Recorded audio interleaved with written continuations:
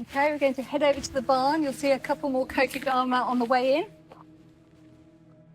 So as I said, I think when you enter the barn space, for me, the energy shifts quite a lot, and it's quite literally quieter, darker, but there's this sense, as I mentioned before, I feel of going to ground, to being connected more with soil and land.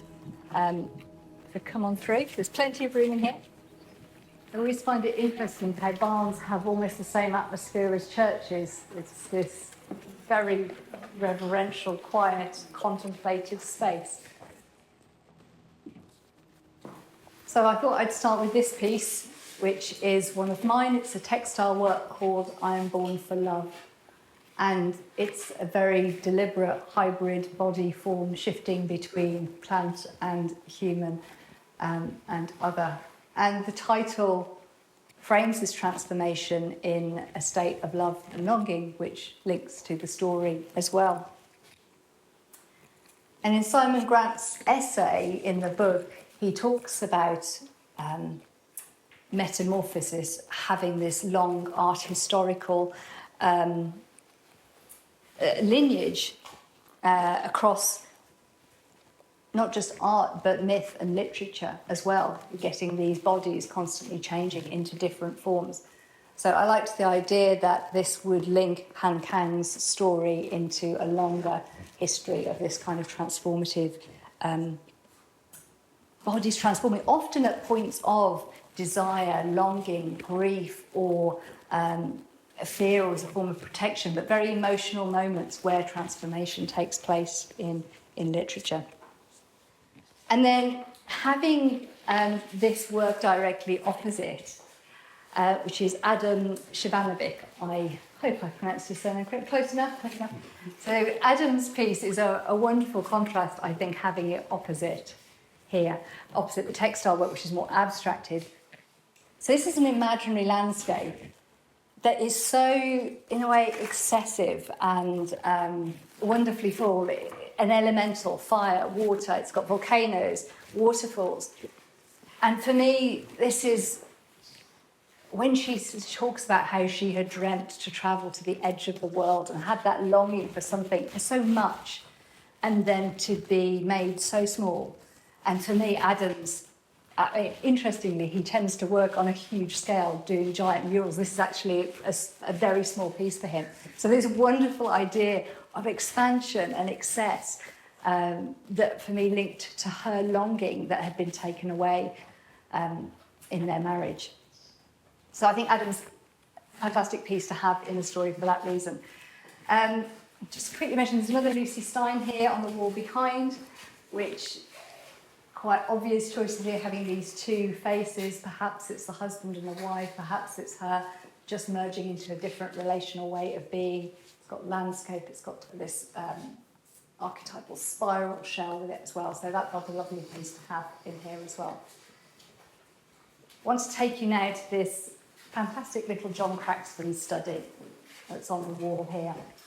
So I'm sure a lot of you might know about John Craxton, but he's a fantastic artist who was for him, place and land was incredibly important. He longed to be in Greece and to live and work in Greece, which he did. And this study is actually, it's called Study for Hydra Landscape.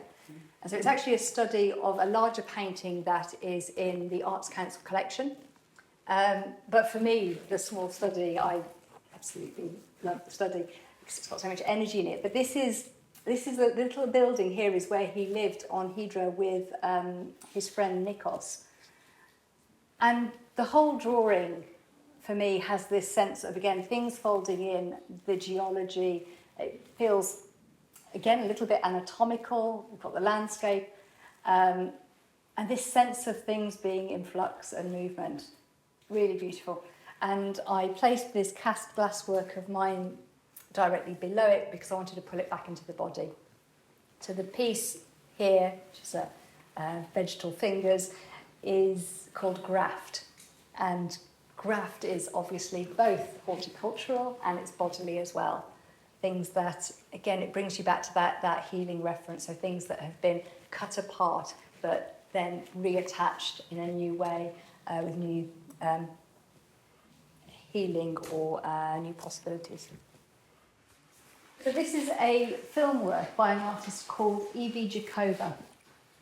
And actually this was filmed at only 20 minutes from here in where I work. So my studio, I mentioned earlier, is on a conservation site called Hogchester Farm. It's a 75-acre conservation site that has these rewilded meadows.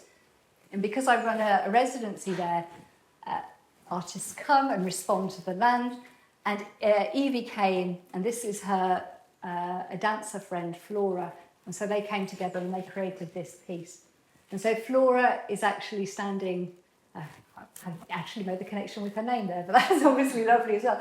Flora is standing in the daisy meadow, perfectly still. And at first it looks like it might be a still image, but of course you slowly start to tune in and see the movement of the plants and the insects. And I suppose the point is again about attention. By her choosing to be so still, it brings the meadow more into focus. It brings the world around us into focus.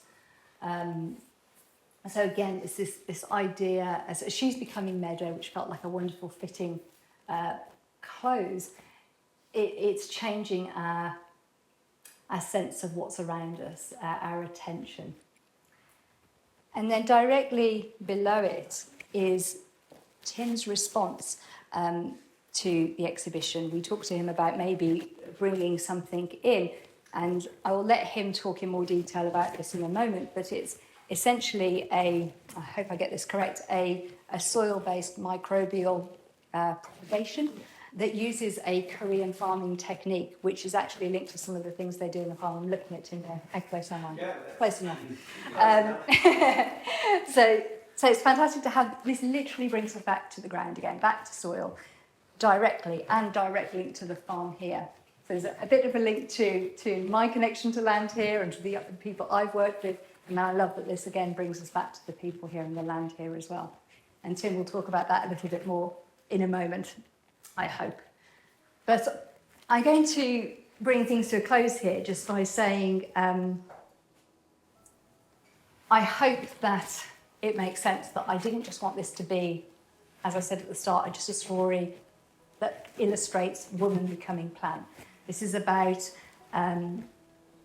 transformation, survival, relationship.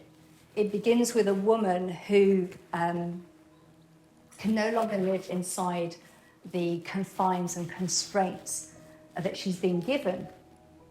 And it asks, when we turn to plant, whether that's literally in the story or just turn our attention towards plant, whether there's a different kind of kinship, attention, relationship that can enhance our own living and awareness that we are not separate from the vegetal world. Okay.